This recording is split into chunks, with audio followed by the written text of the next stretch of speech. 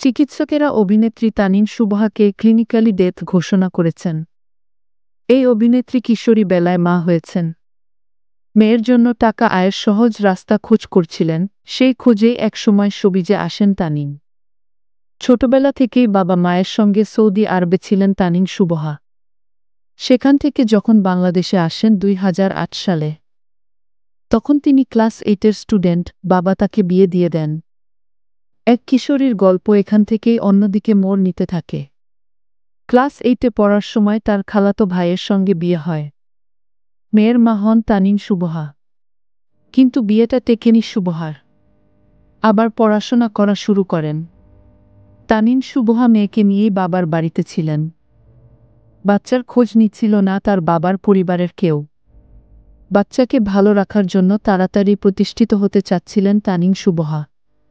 বান্ধবীর কাছ থেকে টাকা ধার নিয়ে ক্লোজ আপ 1 গানের অডিশনে গিয়েছিলেন তানিন।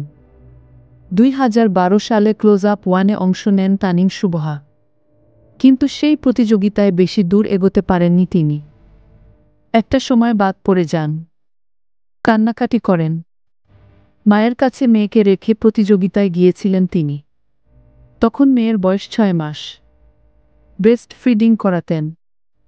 সারাদিন মেয়েকে দূরে রেখে অডিশনের লাইনে দাঁড়িয়ে থেকে অসুস্থতা বোধ করেন তিনি। কিন্তু ওই অডিশন থেকেই শোবিজে কাজ করার স্বপ্ন আরও জোরালোভাবে দেখতে শুরু করেন তানিন। অডিশন থেকে ফিরে কয়েকদিনের মধ্যে ফেসবুকে একটি অ্যাকাউন্ট খোলেন তিনি। এই মাধ্যমেই পরিচালক সৈয়দ বাবুলের সঙ্গে পরিচয় সুবহার। এরপর বিনোদন জগতের একাধিক ব্যক্তির সঙ্গে তার পরিচয় গড়ে ওঠে।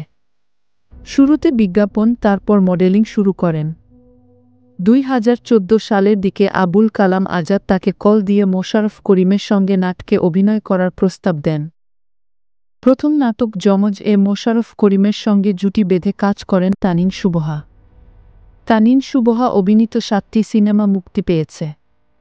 2022 সালে একটি ভিডিও সাক্ষাৎকারে তানিন সুবহা বলেন, আমার সেই মেয়ের বয়স এখন 11 বছর।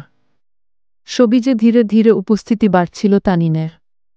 যদিও মেয়েকে সেভাবে কখনো সামনে আনেননি তানিন।